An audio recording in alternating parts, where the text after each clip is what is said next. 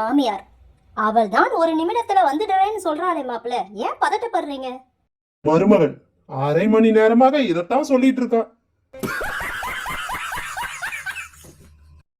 கோபு, உன் மனைவி இவ்வளவு நேரமாகியும் வீட்டுக்கு வரவில்லையே?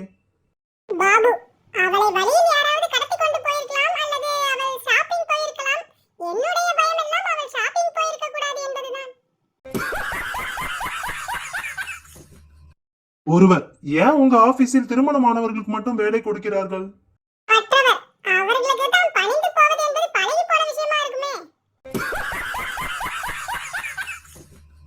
நம்பி, மனைவியை அடைக்க ஆள்வது எப்படி என்ற புத்தகத்தை எழுதி முடித்து விட்டாயா? பாபு, இல்லை. நம்பி, ஏன்? பாபு, என் மனைவி அந்த புத்தகத்தை எழுதி முடிக்க அனுமதி தர மறுத்துவிட்டாள். திருடன், உங்கள் பணம், கணவன் இரண்டில் எதை இழக்க தயாராக இருக்கிறீர்கள்? சீக்கிரம் சொல்லுங்க. மனைவி, பணத்தை இழக்க என்னை என்ன முட்டாள் என்று நினைத்து கொண்டாயா?